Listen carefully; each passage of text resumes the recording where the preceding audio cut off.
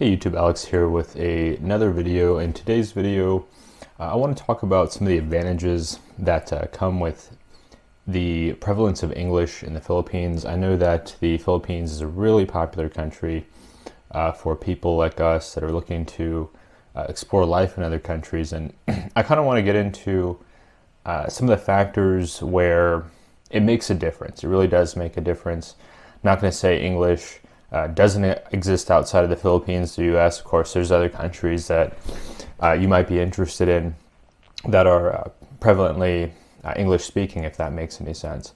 But yeah, so the first thing that it's going to really make a positive impact on is dating. That may be something that some of you are looking to do if you come to the Philippines, and if you've had perhaps, I wouldn't say necessarily challenging, but difficult experiences trying to connect with somebody who doesn't speak your language or you don't speak their language, then that's going to be much less of a barrier in the Philippines. Most Filipinas, they have English as a second language. They learn English in their education system and are essentially fluent in English. So that's something that you do want to consider if you're worried about having that communication barrier, having that kind of situation where you can't really fully connect with somebody over shared experiences, kind of little interesting, unique aspects of the culture that are transmitted through language, then that's going to be something that you will enjoy about the Philippines. So another factor that you may not have thought about is going to the laundry or the laundromat. I just did a load of laundry, and I was thinking about the challenges in communication when I go to have laundry done in other countries. Usually it's a more economically efficient option rather than purchasing soap and doing it by hand, just because wages are lower. So usually you can get laundry done from, like, let's say $1 to $5 or $6 per load, depending on where you go. I think I paid as little as $1 in Cambodia, as much as I think around $6 in Colombia. So when you are in Colombia, for example, where the language is Spanish, there can be that kind of language barrier where if you do have special textiles or special clothing, you have clothing that's designed for hiking or mountain climbing, these kinds of things, not atypical fabrics, basically. If you do have English and you are in the Philippines, you can explain that to the laundry personnel. You can say, hey, this takes a certain kind of soap, or it's not meant to be washed on hot. These kinds of things are much easier to communicate in the Philippines because they don't have that language barrier. The next factor I'm going to mention is hotels. I've stayed in hotels, Airbnbs, all over the world, and definitely comes in handy to know that when you are traveling in the Philippines, English is really typical. I didn't have a problem with communicating with a single one of my hotel owners or hosts throughout the country. That just made it really easy to address different needs or concerns of mine, questions about perhaps where to get food or how to get transportation. These kinds of things become much, much easier when you do go into it knowing they have English. Another factor here, and this kind of ties into what I mentioned before about dating, but like if you are trying to organize instructions for your significant other to say meet you at a hotel, then it's much easier to give them directions if you both speak English than if perhaps you're in a country and you're seeing somebody that has limited English. So that's a really big advantage of the Philippines, is there is that sort of efficiency in communication. You're not having to translate very much, if at all. And a lot of people really, really like that. They like being able to communicate with different people without having to really put a lot of effort into it. But kind of going back to the hotels bit, another factor is that, if you want to go to other parts of the country, you may be able to ask the hotel staff where you work, hey, do you know about this other island? Or hey, do you know about this certain beach? I want to stay over there as well. Do you partner with anybody over there? Do you have any suggestions? they might know of pretty good accommodation in the area that you're going to next.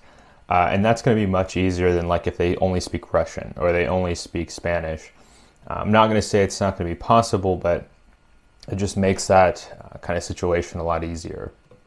You do feel in this Philippines in some ways that feeling of spontaneity. In other ways, it isn't the most spontaneous place. But because of that ease of communication, it just it does make doing certain things without as much significant planning easier to pull off.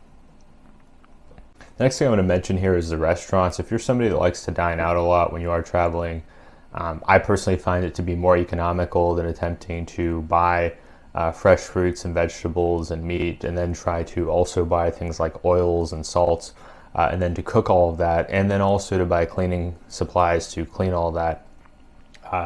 I just find it easier to go out to eat. So if you're somebody with certain dietary restrictions or certain preferences, and you're looking to find a place or a country where at least you're able to communicate those preferences, then the Philippines will be a good choice just because they do have English. Now you will run out of stock, sorry ma'am or sorry sir at times. That's something that you do want to be prepared for, is that because it's an island chain, infrastructure can be challenging. Certain ingredients they may run out of and they're not able to get those back into stock as quickly as you'd like. But on the other hand, if you are having some kind of concerns about what you're eating, you can ask questions, and you should be able to understand their answer, and you should be able to communicate the seriousness of your preferences. I know some people's preferences are stronger than others when it comes to food, but in the Philippines, if you do have English, you should be able to tell that. Also suggestions, if you don't know what to eat. Sometimes I go to restaurants and I don't know what to eat. And so I want to ask the server or the waitress, what do you recommend? What's good here? What do people really like to eat when they come here? What do people have to have? What's the signature dish of your area? These kinds of questions can help you have a good time when you go out to eat. And they're not always easy or possible when you're in a non-English speaking country. So think about that too when you are thinking about planning a trip to the Philippines, is that if you do go, you're able to kind of ask questions at restaurants. You're able to feel a little bit more confident in making your preferences or your needs known. The final thing I'm going to mention here is transportation. And transportation can be really tricky in the Philippines because you've got over 7,000 different islands. And so because there are so many different islands, then you don't really have an easy time getting from point A to point B always. Sometimes you fly, sometimes you take a ferry. Usually you need to take a cab or a car for part of the trip, and it can get really confusing. As an example, when I flew into Cebu, I only allowed for I think 30 minutes or 25 minutes to layover to fly to Cagayan de Oro, because I'm used to in the U.S. if you have a layover, usually you're already you're past security, so you just go from your terminal to the terminal you need to get to, and you can do that quickly. But what I didn't realize is when I flew into Cebu, I flew into the international terminal, and I was taking a domestic flight from Cebu to Cagayan de Oro.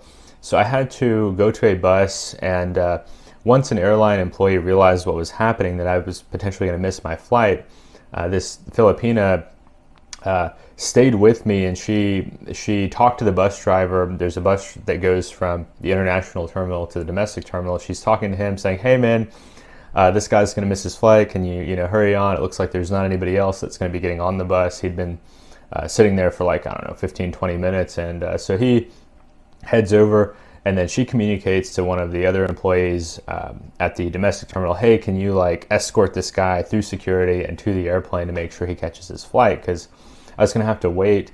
I think I was going to have to wait 6 or 8 hours if I missed that flight, and that would suck. And so this really, really generous and kind Filipino guy, he walked with me to security, and then they wanted to rescan my bag several times, and he's trying to kind of communicate to the security guy, hey, we need to go. And this guy's, just got a scheduling conflict or kind of a situation he's thinking about.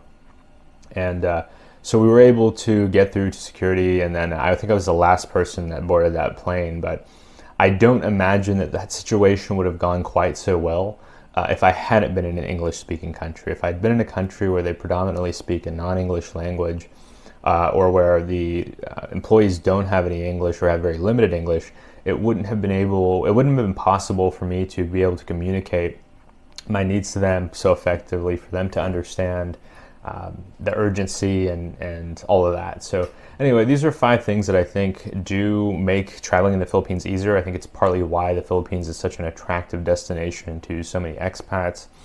Definitely let me know your thoughts down in the comments. I want to know what you think. Have you had a good time traveling in the Philippines? Are you curious about it? Do you have any questions about it? Did you find the English to kind of aid in your decision-making process as far as, say, picking the Philippines over a Thailand or a Vietnam, a Cambodia, etc.? Yeah, just let us know what you think down in the comments, and subscribe to the channel if you have not already. We're doing videos on various expat topics and living abroad topics. So I'd love to have you join, and we'll talk to you soon.